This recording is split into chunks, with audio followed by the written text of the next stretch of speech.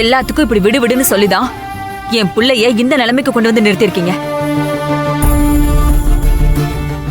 ஆரம்பத்திலே இவனோட லவ் விஷயம் தெரிஞ்சும் நீங்க வேண்டான்னு அட்வைஸ் பண்ணியிருந்தா இது எதுவுமே என் புள்ளைக்கு நடந்திருக்காது. இன்னைக்கு அவன் நல்லா இருந்திருப்பான். அப்பவும் சும்மா இருந்துட்டீங்க, இப்பவும் சும்மா இருக்க சொல்றீங்க. இதுக்கு காரணமான அந்த அன்பு ஆனந்திக்கிட்ட என்னையே மன்னிப்பு கேட்க சொல்றீங்க. நான் தெரியாம தான் கேக்குறேன். அப்படி நாம என்ன தப்பு பண்ணிட்டோன்னு போலீஸ் ஸ்டேஷன்ல வச்சு அந்த அன்பு ஆனந்திக்கிட்ட மன்னிப்பு கேட்டதும் இல்லாம வீடு தேடி போய் மன்னிப்பு கேட்டு வேலைக்கு வேற வர சொல்லிருக்கீங்கல்ல? ஏங்க அவங்க 2 பேரும் மன்னிக்கலனா நம்ம வாழவே முடியாதா? அவங்க வேலைக்கு வரலனா நம்ம கம்பெனி தான் இழுத்து மூடிட்டு போயிருவோமா? எதுவும் மாற போறது இல்லைங்க. அவங்களை எல்லாம் வைக்க வேண்டிய இடத்துல வைக்காம விட்டு தப்பு மேல தப்பு பண்றீங்க. போதும் போதும் பார்வதி, மறுபடியும் ஆரம்பிக்காத. உன்னோட முதல் எதிரியே உன் கோவம் தான். அவசரப்பட்டு ஏதாவது பேசிட்டு அப்புறம் வருத்தப்பட்டு எந்த யூஸும் இல்ல. நான் என்ன பண்றேன்னு எனக்கு நல்லா தெரியும். நீ அமைதியா இரு. என்னால இதுக்கு மேல நடக்கிறதெல்லாம் பார்த்துட்டு அமைதியா இருக்க முடியாதுங்க. மகேஷ இப்படியே விட்டா அந்த ஆனந்திய பத்தி யோசிச்சு யோசிச்சு இன்னும் லைஃப ஸ்பாயில் பண்ணிட்டு தான் இருப்பான். உடனே இவனுக்கு ஒரு கல்யாணத்தை பண்ணி வச்சுட்டா இவன் மைண்டே மாறும். பழைய மகேஷா நமக்கு திரும்ப கிடைப்பான். அதுக்கான ஏற்பாட்டை நான் இன்னைக்கே ஆரம்பிக்கிறேன். மாம் ப்ளீஸ், கொஞ்ச நாளைக்கு இதை பத்தி பேசாம இருங்களேன். மறுபடியும் நான் இன்னொரு பொண்ணை பத்தி யோசிக்கிற மைண்ட் செட்ல நான் இல்ல. கொஞ்ச நாள்னு நீ ரொம்ப வருஷம் ஓட்டிட்ட மகேஷ். நாங்க இன்னைக்கு வந்து உன்கிட்ட மேரேஜ் பத்தி பேசல. நாங்க 3 இயர்ஸா உன்கிட்ட கேட்டுட்டு இருக்கோம். இதுக்கு மேல எல்லாம் பொறுமையா இருக்க முடியாது. ஆனந்தி தான் வேணும்னு சொல்லி நீ அடம் பிடிக்கும் போது நான் உன் பேச்ச கேட்டேன்ல. அதே மாதிரி இந்த தடவை நான் சொல்றத நீ கேட்டுதான் ஆகணும். உனக்கு எவ்வளவு சீக்கிரம் முடியுமோ அவ்வளவு சீக்கிரம் நான் கல்யாணத்தை நடத்தி வைக்கதான் போறேன்.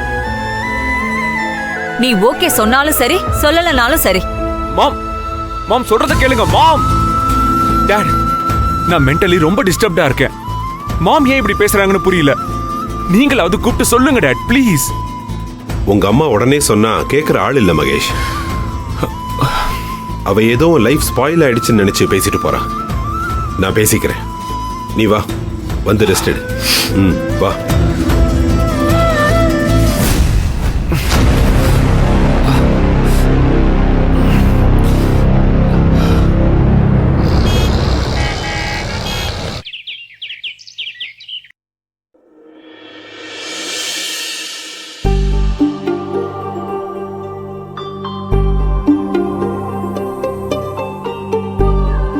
அன்பு, நம்ம கனவு இம்புட்டு சீக்கிரம் கையில வரும்னு நான் நினைச்சு கூட பார்க்கல. என்னைக்கு எல்லாரோட ஆசீர்வாதத்தோடையும் நீங்க இதை என் கழுத்துல கட்ட போறீன்னு எனக்கு ரொம்ப ஆசையா இருக்குது அன்பு.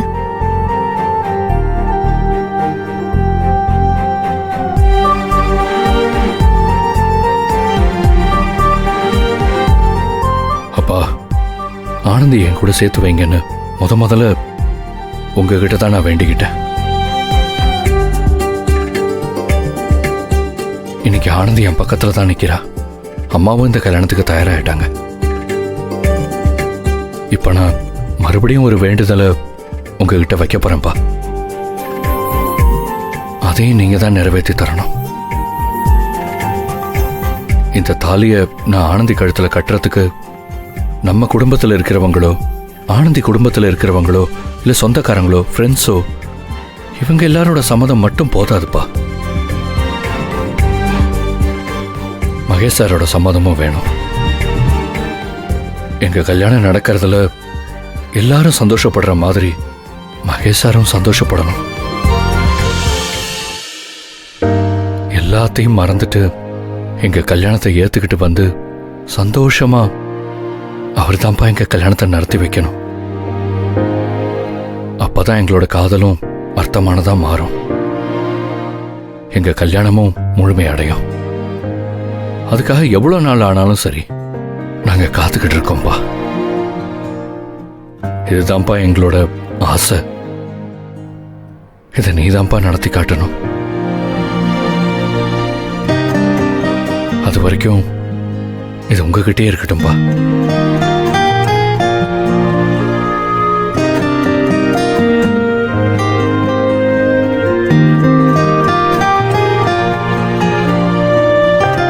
என்ன ஆனந்தி இப்படி பாக்குற?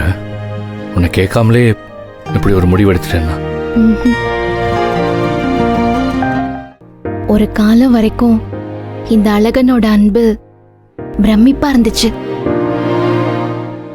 அந்த அழகனை நான் மனசார காதலிச்சேன். பிறகு அழகந்தே அன்புன்னு தெரிய வந்ததும் இந்த அன்போட பாசம் உங்க மேல எனக்கு இருந்த காதல இன்னும் அதிகமா மாத்திச்சு. அப்புறம் நம்மள தப்பா நினைக்கிறவங்களை கூட ஒதுக்காம அவங்களோட நல்ல மனசை மட்டுமே பாக்குற என் புருஷ அன்போட பக்குவம் என்ன மெய் சிலிர்க்க வைக்குது.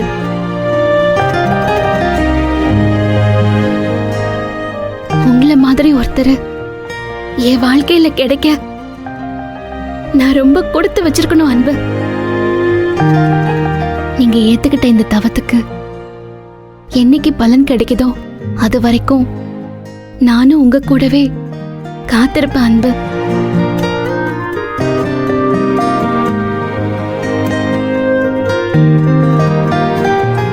இது சத்தியம்.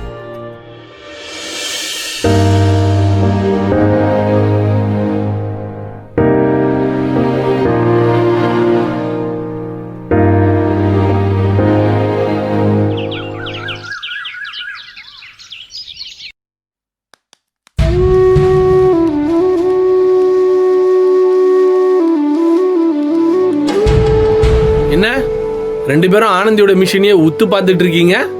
இல்ல, ஆனந்தி மிஷின்ல இல்லாததை பார்க்கும்போது எதேதோ ஞாபகத்துக்கு வருது. நம்ம எல்லாரும் சாதாரணமா வாழ்ற வாழ்க்கை ஆனந்திக்கும் அன்புக்கும் சாதனையா மாறிடுச்சுல. உண்மைதான். ஒவ்வொரு விஷயத்துக்கும் எவ்வளோ போராட்டம். இந்த வேலைக்கு சேர்றது, சம்பளம் வாங்குறது, வேலையில நிரந்தரமா இருக்கிறதுன்னு எல்லாமே ஆனந்திக்கு மட்டும் பிரச்சனையாவே இருக்கு. முத்தனே, என்னதான் அன்பனையும் ஆனந்தியும் அடக்க பார்த்தாலும் அவங்க திரும்ப திரும்ப மேல வந்துட்டே தான் இருப்பாங்க. அங்க பாருங்க.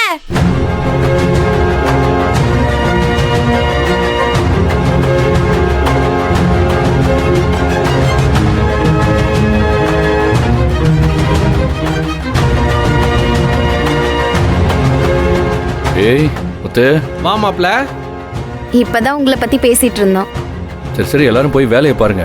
அப்புறம் கருணாகரன் பார்த்தாருன்னா ஏதாவது சொல்லி வைக்க போறாரு. அதுக்கு கருணாக முதல்ல இங்க இருக்கணும்ல.